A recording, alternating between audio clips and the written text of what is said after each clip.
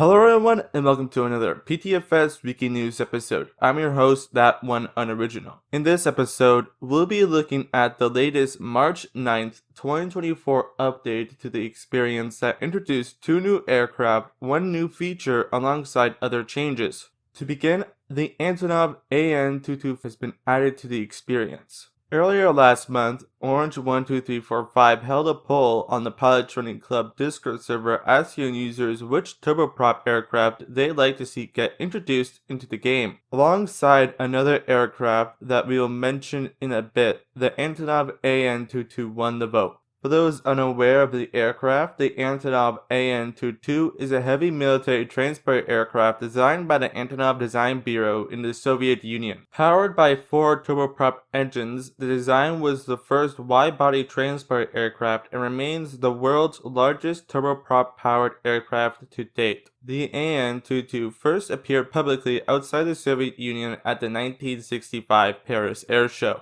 The Antonov AN-22 is a free aircraft and can be found exclusively in the cargo section of the aircraft spawner, alongside the all category. The aircraft comes with 3 liveries, blue/gray, Antonov Airlines, and the default white livery. Like the Antonov AN-225, the tail section of the Antonov 22 can be opened, though unlike the AN-225, unfortunately you cannot load vehicles into the aircraft, with Orange12345 wanting to keep that feature exclusively for the paid Antonov AN-225.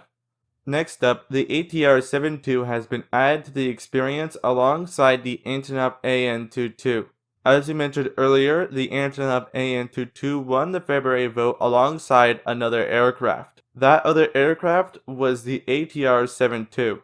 The ATR-72 is a twin-engine turboprop short-haul regional airliner developed and produced in France and Italy by aircraft manufacturer ATR. The ATR-72 is a free aircraft and can be found in the airliners and cargo sections alongside the all category. The airliner variant comes with 14 liveries: Aer Lingus, Air France, American Airlines, Delta, Yeti Airlines, British Airways, Flybe, Iberia, KLM, LOT, Lufthansa, Air New Zealand, Scandinavian Airlines, and the default blank livery. Meanwhile, the cargo variant comes with an additional 3 liveries: FedEx, DHL, and the default blank livery. Apart from new aircraft, a highly requested feature has finally been implemented into PTFS.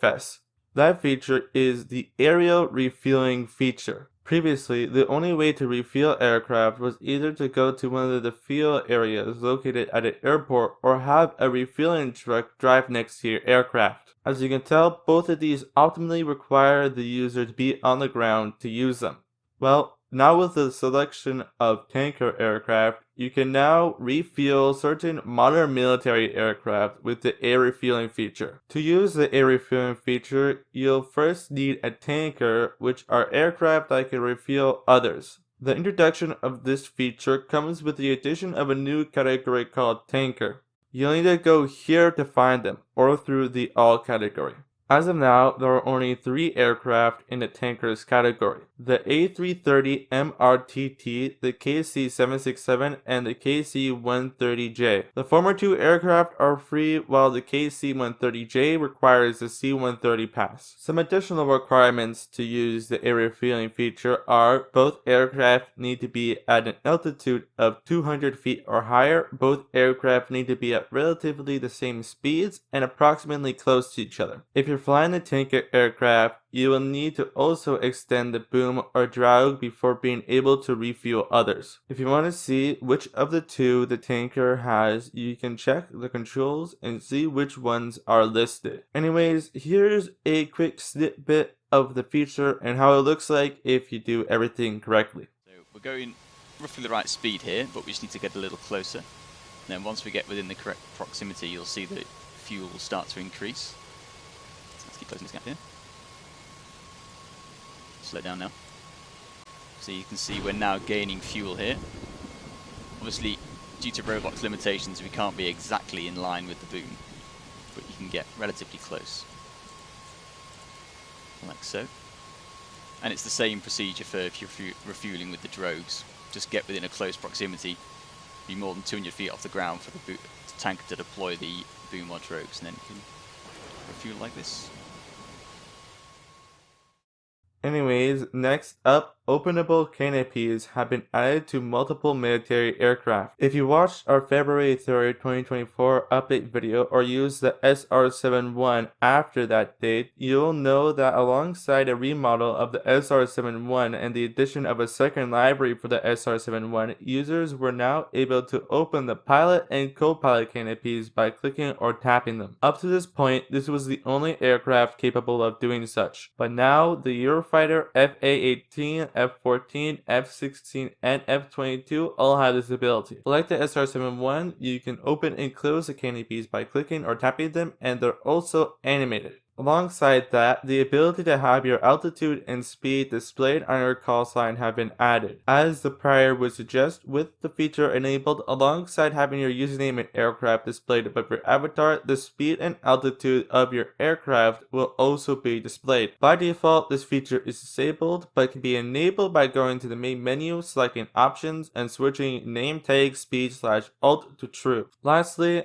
normally, I only briefly mention bug fixes, but for those playing on PTFS Mobile, you may have noticed that recently the buttons to use FreeCam have been obstructed by the Roblox menu. This is because the FreeCam button position was based on an older design of the Roblox interface, and recently Roblox changed that and the new one takes up more space on the top right of the screen than the old one did. Now, this issue should be resolved. Apart from that, the C-130 engine sound has been updated, the Antonov AN-225 cockpit windows have been updated, and the 767 tourney has been fixed. Well, that is the March 9th PTFS changelog. If you enjoyed this episode, press the like button and share it with others that you think would find it interesting. If you like the content that PTFS Wiki News publishes, press the subscribe button and notification bell to be notified of whenever PTFS Wiki News releases a new episode. If you want to see more of PTFS Wiki News, we have social channels on X, formerly Twitter, Threads, Instagram, and now Blue Sky, alongside the official PTFS Wiki Discord server. PTFS Wiki News is controlled by the PTFS Wiki, an online community-led and community-maintained encyclopedia for the pilot training flight simulator Roblox experience. If you want to learn more about the PTFS experience or want to help contribute to the wiki, you can find it at https://ptfs.fandom.com or by clicking the link in the description below. Our social links can also be found in the description below.